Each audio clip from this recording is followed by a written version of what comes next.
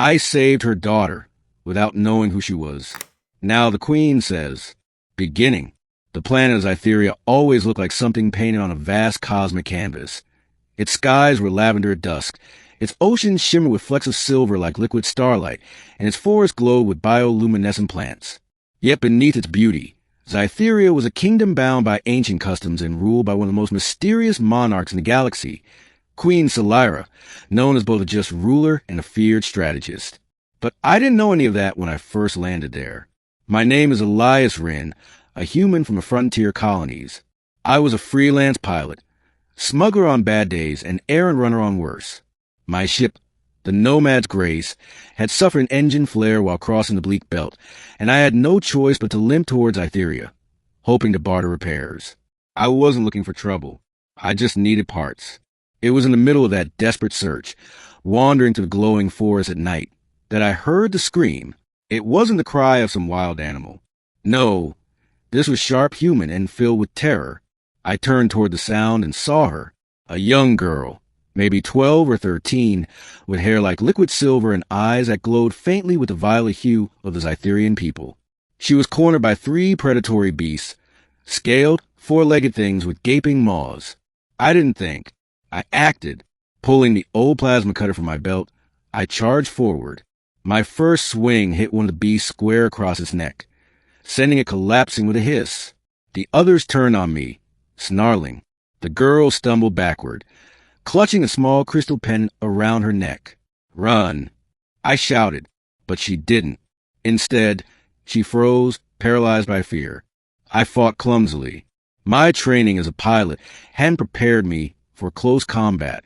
One of the beasts clawed my arm, tearing through my jacket. The second lunged for my throat, and I barely managed to shove the cutter into its mouth, holding the trigger until its body went slack.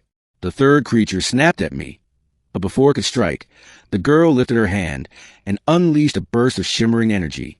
The beast was hurled back, slammed into a tree, and didn't rise again. I staggered, panting, blood dripping from my arm. The girl rushed to me, tears streaking her pale cheeks. You saved me, she whispered, voice trembling. I winced, could say the same about you. That was the first time I met Lyra. I didn't know then that she was a daughter of the Queen of Zytheria, the heir to one of the most powerful thrones in this sector of the galaxy. By the time the royal guards found us, I was half conscious. My blood loss had blurred the edges of my vision. The girl, Lyra, clutched my hand, refusing to let go until armored figures swept her up and pulled me onto a stretcher. When I awoke, I was no longer in a forest, but in a crystalline chamber with ceilings so high they disappeared into mist.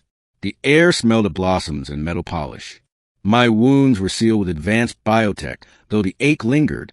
Standing at the foot of my bed was a tall woman draped in robes of midnight, blue, threaded with silver. Her crown wasn't a gaudy thing of jewels, but a circlet of shifting light, like stars orbiting her head. Her eyes were the same violet hue as Lyra's, only sharper, filled with an authority that seemed to pierce through bone and thought alike. Human, she said, her voice smooth but heavy, carrying weight like thunder behind calm clouds. You have saved what is most precious to me, my daughter. I blinked at her, confused. Your daughter? Lyra. The queen inclined her head. Crown Princess Lyra of Zytheria. I almost laughed, thinking it a mistake. Me, AlienQueen, half-broke pilot, accidental savior of a princess? But the way the queen studied me left no room for denial. I owe you a debt, she said. Then her tone darkened. But know this, saving a royal life is no simple matter on Zytheria. Our laws bind us. Acts of life debt cannot go unpaid. I frowned. What does that mean? She stepped closer, her robes whispering across the crystalline floor. It means, human, that until this debt is repaid, you belong to the crown. Those words rattled through me. Belong? I hadn't asked for this. I had only tried to help a child. But before I could protest, Lyra ran into the chamber, slipping past the guards. Mother, please. He saved me, don't punish him. The queen's hard expression softened as she looked at her daughter. Then, to my surprise, she turned back to me and said, not punishment, purpose. And so, without my consent, I was bound to Zytheria's throne. The following weeks blurred into a new life I never expected.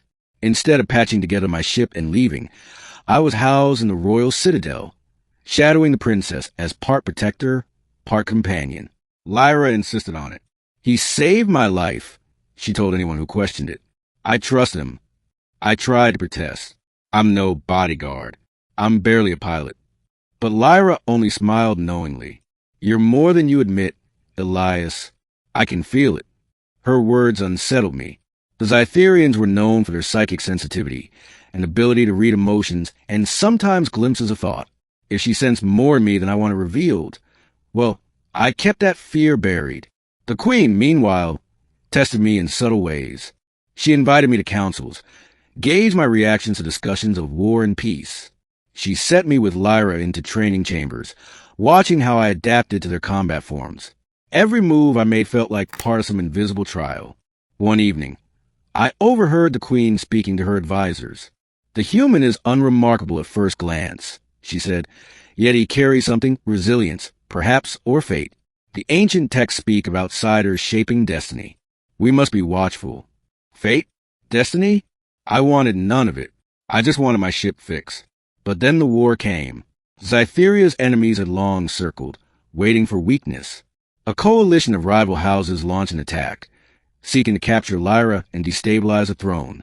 The palace was assaulted under cover of night. Crystalline towers shook as plasma fire streaked across the skies. I was with Lyra when the walls collapsed. Guards fell one by one. We fled through hidden corridors, her small hand gripping mine. Elias, she cried as enemy soldiers closed in. This way. We burst into a hangar filled with sleek Zytherian skimmers.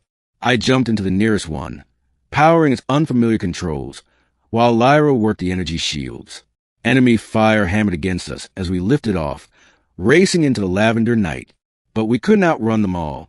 A shot clipped our skimmer, sending us spiraling toward the silver sea below. I wrestled with the controls, pulling us up just before impact. We landed hard on a remote island, smoke rising from the wreck. Lyra trembled, clutching her pendant. They'll find us. They always do. I looked at her, this girl who carried a kingdom's future on her shoulders, and something inside me hardened. Not while I'm here, I said. That night, I stood guard while she slept, staring at the alien stars overhead. Somewhere across the sea, her mother, the Queen, was likely rallying what forces remained. But here, on this isolated shore, it was just me and the princess. And I realized my life debt wasn't chain. It was a choice. I had chosen at the moment I swung my plasma cutter at those beasts in the forest. Ending. The enemy did find us. At dawn, a strike team descended, armored and armed. I fought with desperation, wielding scavenged weapons and raw fury. Lyra, too, unleashed her powers, her pendant glowing brighter than I'd ever seen. Together, we pushed back wave after wave, but I knew we couldn't hold forever. Just as exhaustion threatened to break me, the sky split open. A fleet of Zytherian warships descended, their crystal hulls gleaming. At their head was the Queen herself, striding from her flagship with her guards. She raised her hand, and in a surge of power, the enemy forces were crushed in a single wave of shimmering energy. When the battle ended, she came to us. Lyra ran to her mother's arms, sobbing. Then the Queen turned to me. You have done more than save my daughter, she said, her voice carrying across the ruined beach. You have stood when our own soldiers fell. You have fought when hope was dim. Elias Rin, Zytheria owes you not a debt, but allegiance. I blinked, stunned. Allegiance. She placed her hand on my shoulder. From this day forward, you are not merely bound by law. You are bound by honor.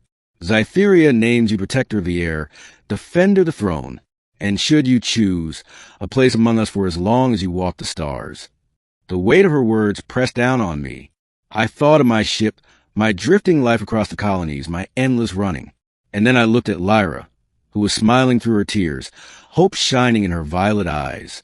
For the first time in years, I felt anchored. I'll stay, I said quietly, as long as I'm needed. The Queen's stern face softened into something rare, a smile. Then so it shall be. And so the wanderer, the drifter, the nobody from the frontier, became part of Zytheria's legend, not because I sought glory, not because I wanted power, but because one night I chose to save a child without knowing who she was. Now, whenever I walk through the crystalline halls of the palace and the guards bow their heads, I remember that moment. One act of instinct, one moment of courage, had changed my destiny forever.